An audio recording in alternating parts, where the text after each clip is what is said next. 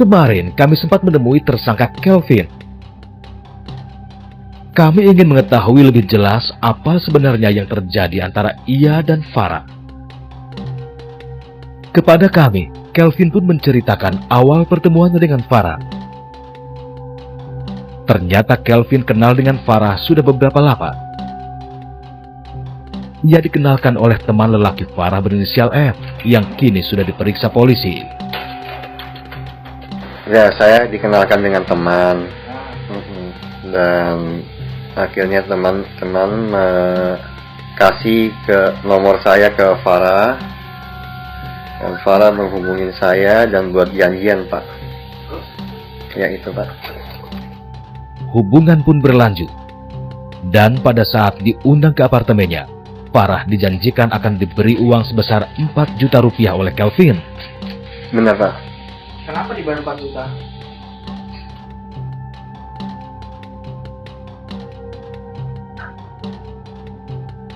Kenapa?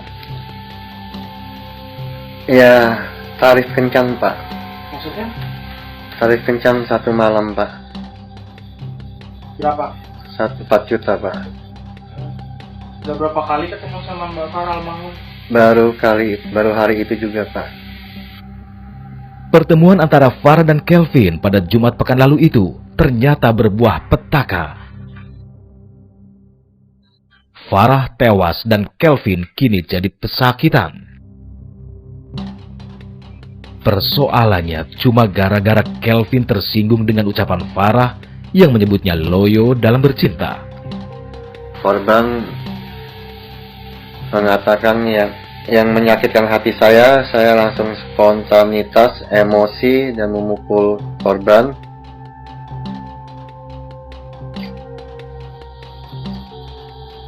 Korban terjatuh dan saya menyekik sampai meninggal.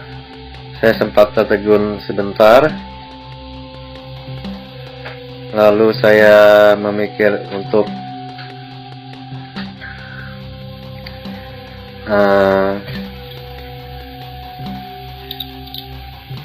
membuangnya dengan cara memasukkan ke box. Lalu saya taruh kapur barus dan bungkus dengan kain. Lalu saya masukkan dengan plastik. Saya memasukkan korban ke masuk box besar ukuran 100 liter. Lalu saya memasukkan kapur barus, saya tutup, saya bungkus dengan kain spray, lalu saya bungkus dengan plastik hitam, dan saya plakban. Usai menghabisi Farah, Kelvin pun menyewa mobil untuk membuang jasad Farah. Ya, hanya untuk membuang, Pak. Jadi seharian googling. Jadi pas ketemu, saya langsung janjian dengan pemilik mobil rental. Ya, saya langsung datang, langsung ambil mobil, langsung balik ke apartemen, membawa korban ke kolong jembatan, Pak. Itu ada yang curiga, Pak, apartemen itu, Pak? Security gitu, Pak? Tidak ada, Pak. Box itu ya, Pak, 1 liter itu, Pak? Iya. Biasanya untuk apa, Pak, box itu, Pak? Buat simpan barang-barang saya, Pak. Apa itu? Ya, misalnya barang-barang kayak dokumen-dokumen kayak tagih-tagihan telepon. Terus saya barang-barang kayak box apa aja yang pajangan atau baju-baju bekas taruh di situ semua, Pak. Di situ ya, Pak, ya? Iya, Pak. Terus itu barang-barang diapain, Pak? Ya, berserakan, Pak, di kamar, Pak. Bapak mengakui telah melakukan hal semua yang sudah diberati sama polisi? Iya, Pak. Mengakui ya, Pak? Mengakui, Pak. Ada lagi yang mau disampaikan? Saya tekankan lagi, Pak. Tidak, Pak. Dan hanya untuk keluarga korban dan keluarga Tosi ya? Iya, Pak. Oke, benar nggak kurang bayar ya? Nggak apa, Pak? Nggak kurang bayarnya, Pak ya? Nggak kurang, Pak. Apapun alasannya, semua sudah terlanjur. Kelvin sudah berlaku keji, melakukan pembunuhan yang sudah barang tentu melanggar hukum. Namun meski demikian, Kelvin tetap menganggap Farah sebagai pribadi yang baik dan menyenangkan. Atas perbuatannya ini, Kelvin pun terancam hukuman berat. Pasal yang diterapkan 338, ancaman hukuman 15 tahun. 4 juta rupiah yang telah diberikan Kelvin kepada Farah dengan syarat Farah mau melepas malam bersamanya. Lalu, benarkah semua ucapan pengusaha sarang burung walet ini? Ikuti terus ceritanya.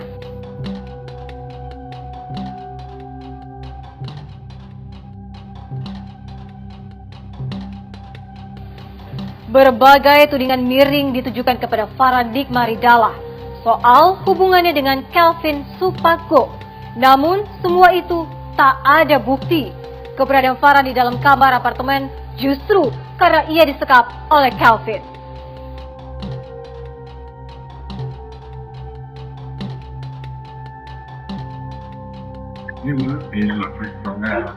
Saya biasa ketemu di daerah-daerah sini.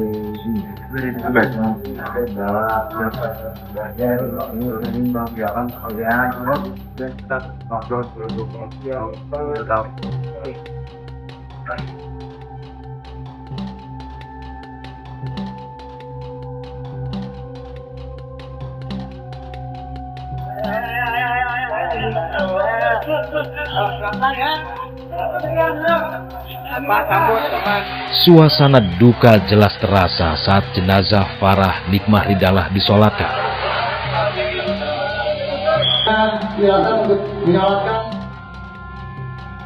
Farah merupakan korban pembunuhan yang jasadnya ditemukan tersimpan di dalam boks plastik di kolong jalan tol Kamal Muara Penjaringan, Jakarta Utara beberapa waktu lalu.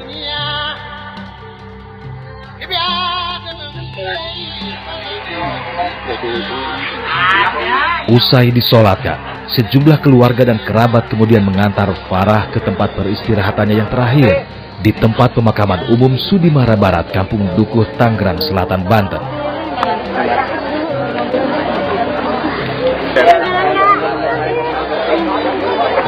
Keluarga korban sempat histeris saat jenazah Farah dimakamkan. Bahkan sempat jatuh pingsan.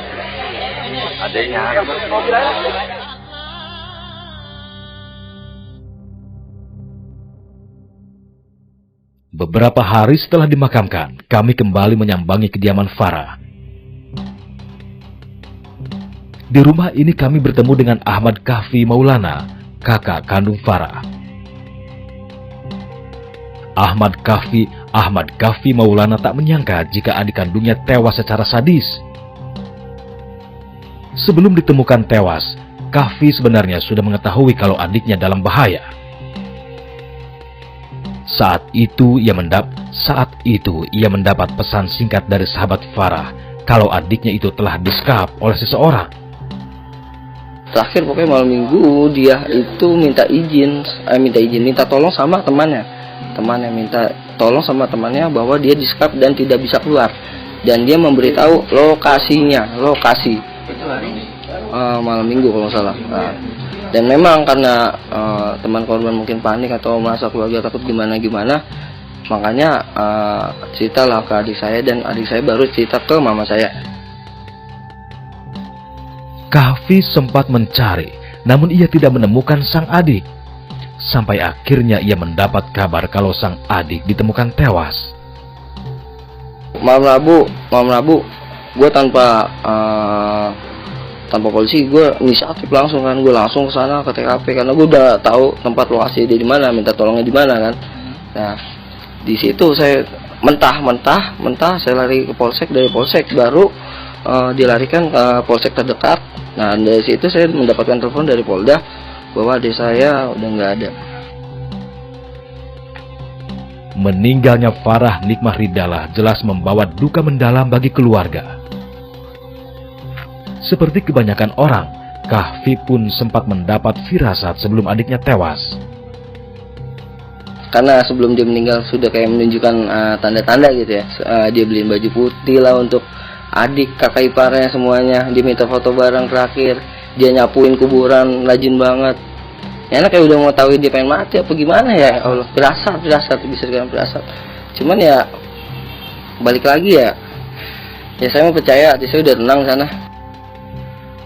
Di mata kerabat Farah dikenal sebagai sosok yang mandiri dan periang. Dia ceria sama saya itu. Dia kalau pulang kerja itu, kalau saya lagi ada di rumah sini, di rumah ibu saya sini, itu dia nggak lupa, Om, ini para beli ini bukan makan yang dibeliin sop sama dia. Itu ceria, ini anak terbuka. Iya, ngobrol-ngobrol biasa lah, bercanda ini baik gitu. Jadi saya juga nggak habis pikir sampai kejadian seperti ini, itu aja. Namun kini Farah sudah tiada, pergi meninggalkan keluarga untuk selamanya.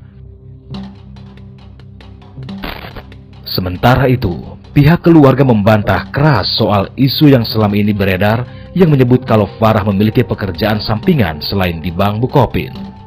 Tim kuasa hukum keluarga almarhum ingin memberikan satu klarifikasi dulu kepada publik, karena ini isu yang berkembang di publik bahwasannya almarhum adalah PSK. Itu yang ingin kami klarifikasi dulu, karena dari mana berita almarhum ini SPK apa PSK kalau memang belum ada pembuktian dalam materi persidangan ataupun pemeriksaan penyidikan ataupun penyelidikan.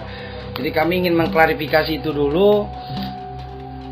Kami ingin menyatakan dengan keras bahwa klien kami almarhum Farah ini bukan seorang PSK. Dia adalah seorang pegawai bank, seorang sarjana yang berprestasi gitu. Bicara berita isu di media, di publik yang mengatakan almarhum ini dibayar senominal 4 juta rupiah, itu kami pastikan tidak ada, tidak benar.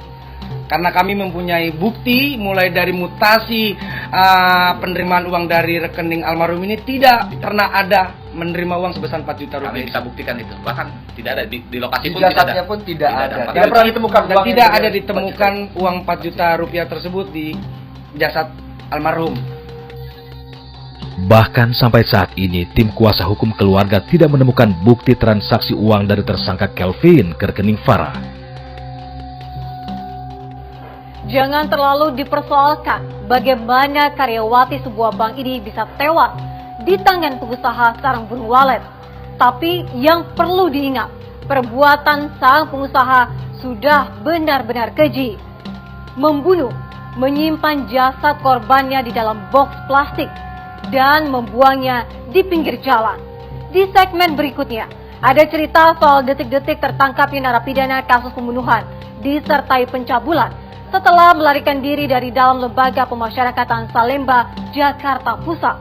Jadi, jangan kemana-mana.